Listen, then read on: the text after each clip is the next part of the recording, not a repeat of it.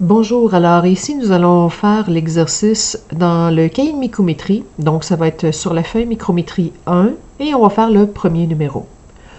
Pour amorcer, on va lire l'énoncé. Donc, Chantal, notre parasitologue du département, a mesuré le front d'un ver solitaire à l'aide d'un oculaire micrométrique 10X et d'un objectif 4X. Avant d'aller plus loin, ici on a une première information. Alors, avec l'objectif et l'oculaire, on sait que l'observation de l'œuf a été faite à 40x. À ce grossissement, l'œuf mesurait environ 1,5 divisions. Là, ici, on a une information intéressante, c'est que nous venons d'apprendre qu'à 40x, l'œuf mesurait 1,5 divisions. Les divisions, ce ne sont pas des millimètres ni des centimètres, mais c'est simplement le nombre de divisions qui était sur l'oculaire micrométrique. D'accord, on poursuit. Elle sait maintenant qu'il y aurait eu avantage à prendre sa mesure à un plus fort grossissement afin d'avoir une mesure plus précise. Vincent, le technicien, lui a mentionné qu'une calibration du microscope à 400x avait donné une division de l'oculaire micrométrique était égale à 0,0026 mm. Deuxième information. Alors, je sais qu'au microscope, à 400x, ça a été mesuré. On sait qu'une division vaut 0,0026 mm. On poursuit. Chantal doit cependant écrire dans son rapport médical la mesure de l'œuf en micromètres. Quelle est cette mesure? Bon, alors ici, on a deux informations mathématiques. Enfin, on en a une à 40x et on en a une deuxième à 400. Mais en soi, moi, je veux savoir le 1,5 division vaut combien en micromètres?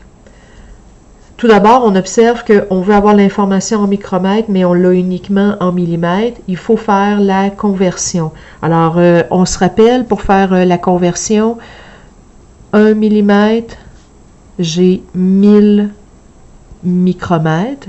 Donc ici, je vais multiplier par 1000. Donc, ça va nous donner comme information 2,6 micromètres. Bon. Si je regarde, j'ai l'information connue, mais en réalité, ici, à 40x, une division vaut combien? J'en ai aucune idée pour m'aider à faire le calcul. C'est là qu'on va ressortir la fameuse formule DI égale à GC fois DC sur GI.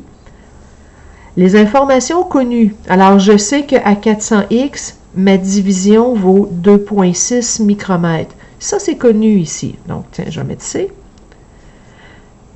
Tandis que je ne sais pas la mesure d'une division à 40x. C'est une information qui est inconnue. Donc, ici, votre grossissement à 40, c'est l'information inconnue. C'est ça qu'on va chercher par le DI.